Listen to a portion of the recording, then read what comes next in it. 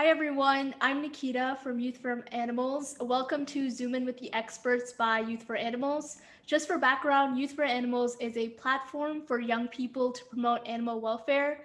We have started a series where we interview experts and people about the environment and animals. Our guest for today is Miss Ajani Costa, who is the winner of the Young Champion of Earth of Africa award by the United Nations Environment Program. She has done a lot of work in the past regarding the environment, one of the largest being about conserving the Okavango Basin. She is currently the Minister of Culture, Tourism, and the Environment in Angola. So we're really excited to hear more about this and other projects. Welcome, Ms. Costa. Thank you for being here today. To start off, you have done a project called the Okawanga Wilderness Project, as I've read. Would you be able to tell us a little bit about the background on the Okavango Basin? Like, where is this region? Why is it important to our ecosystem? And how is it currently threatened?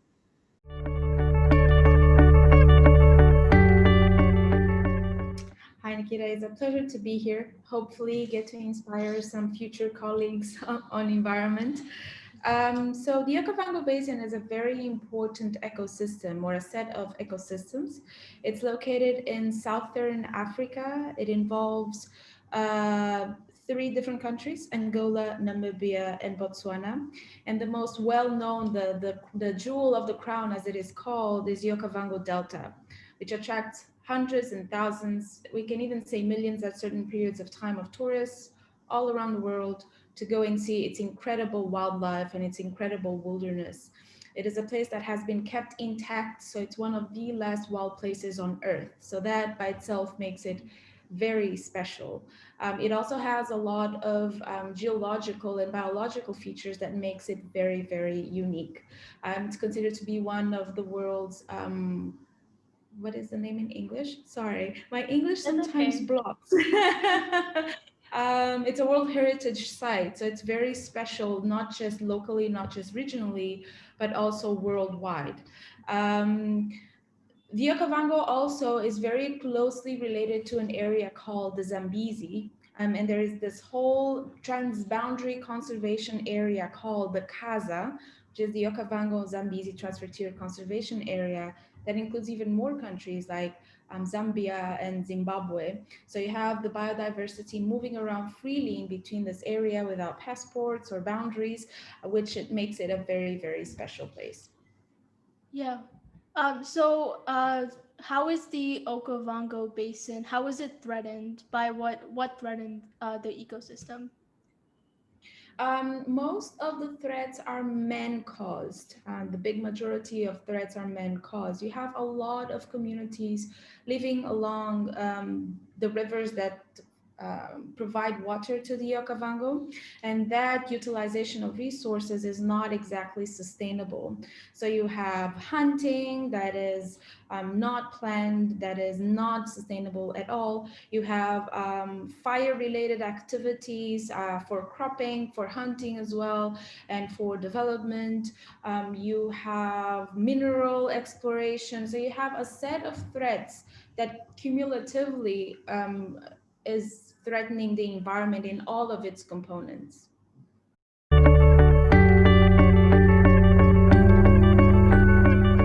Right. Yeah. So, as I mentioned, you've done a project there. If you would like, would you be able to elaborate a bit about the Okavango Wilderness Project? So the Okavango Wilderness Project was originally the original conduct surveys and to monitor the biodiversity and the wilderness along the Okavango Delta in Botswana. However, through time, it was seen that less and less water was entering the delta, which makes it very special. And thus, now it furthered its extent and its geographic extent to Angola. So Angola provides around 95% of the water to the Okavango Delta. And so it is pretty much the most important part of the system. So now the project is aiming at looking at the threats and looking at alternatives for the local people to overcome these threats in order to protect the entire system from source to the Okavango Delta. Yeah. So just to clarify, this is still an ongoing project, right? Yes, it's still an ongoing project. Just for reference, when did this project start? This project started 15 years ago by the leader of the project. And in 2015, we conducted four 2,500 kilometers expedition in canoes from the source of the system in Angola all the way to Botswana, which took us 4 months to complete. And we were able to describe how the system changes, what is the biodiversity like, and the behavior and density of the biodiversity throughout the system. And so we could better understand how exactly could be proposed to the government and to the policymakers planning that is actually appropriate to the realities of each part of the ecosystem. Yeah, that seems like a really big commitment. Considering that the Okavango River, like you said, is a prominent resource because it's a source of like water and habitat for many animals. So the next question, so I believe you've recently been appointed as Angola's Minister of Culture, Tourism, and the Environment. What does your role involve, and how do you envision yourself making a difference in this role? So the role mostly involves looking and making and reviewing policies that are actually applicable into the reality of, in the case of the environment, conservation. So the ministry itself has three different components, which is culture, so everything that is related to cultural activities and the protection of the cultural heritage of Angola, tourism, everything that is related to tourism, and the environment, which is the protection and conservation. So the aim is to combine these three aspects and make sure that they are robust, to get more robust together than they are apart.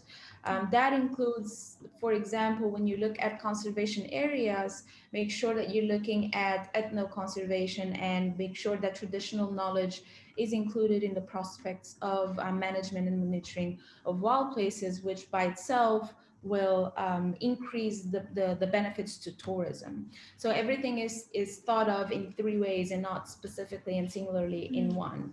And the idea is to have all of the policies reviewed in that aspect, that it's not one single component, but all three together, and by itself make it much more, make it much stronger than it was if they were by themselves. So the difference is actually adding a lot of field experience, making the policies actually applicable. Most of the times what we see is that a lot of policies, and we see it in the governance all throughout the world, a lot of policies are very poorly applicable, and thus they are just forgotten or doesn't help whatever it is the aim that you're trying to do.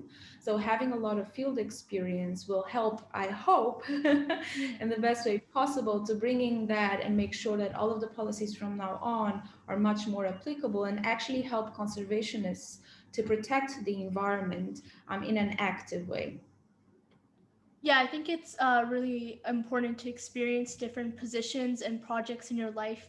Like you said, you've done field work before, and now you have this position where where it's kind of an interdisciplinary approach. And I think that's important because you get to see the world in a different perspective, which can like stimulate even better and more holistic ideas because you've exposed yourself to so many more things. And I think your career is like a perfect example of that.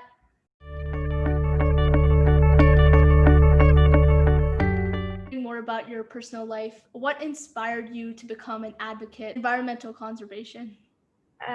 So my childhood was fairly different than most outside of Angola. So I grew up during the Civil War. So I was very much confined into a very restricted environment, and it was very unsafe just meet things. But my parents and my father, especially, that has traveled throughout Angola. So Angola is quite large, and the most special about it is not that it's big, but it has a lot of different ecosystems. So you can pretty much go from a tropical forest all the way to a desert in one single road and everything in between. So it's what makes it so special. And I've always heard stories about it, but I was never able to see it. I was only able to go to the beach. But as a little child, my father always showed us the possibility of belonging to a world that is much greater and bigger than the war and humans. And so as I grew up and as things in Angola started improving, as access is starting to improve, I adventured myself a lot to the rest of the country and started knowing this incredible landscapes and biodiversity and all of these things that to me were like fairy tales when I was a child, and just fell in love with it. And as I grew older and development started picking up, I also went through seeing these magical places being destructed as well. So all throughout my journey, I was able to kind of fall in love with these places, see these places disappear, and then make a pledge to myself that I would help protect those that are still existing. Yeah, I think that's interesting. Growing up and becoming interested in the ecosystem based on your surroundings, which were obviously a very prominent part of your childhood, and also recognizing the dark side to the environment and not always choosing to look at what's working.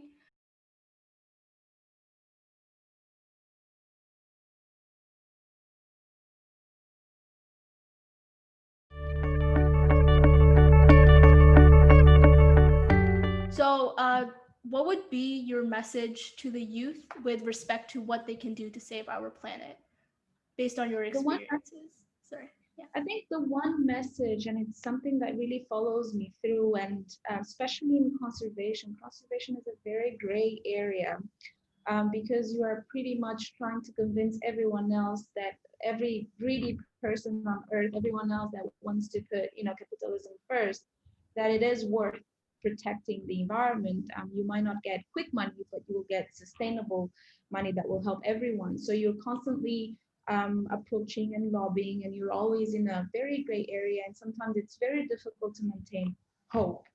So Mm. one of the things that I try to pass on the message is we should never lose hope. Hope is the one thing that we need to have, even in days or periods that we see the news and it starts affecting us, and we see everything is being destructed, and we think, oh, there's nothing I can do about it. I'm just a single person. A single person within 7 billion people. If you do your part and then everyone else follows you through, then you start pulling on the masses. So we are never alone in this, and we have the power to move people to join us in this battle. So hope is the one thing that we can never lose, ever. So let's just keep hoping that we do the best that we can, and include others in our journey. Yeah, I think that was really well said. I think a lot of people from the youth can learn a lot from that message and find inspiration from your past experiences.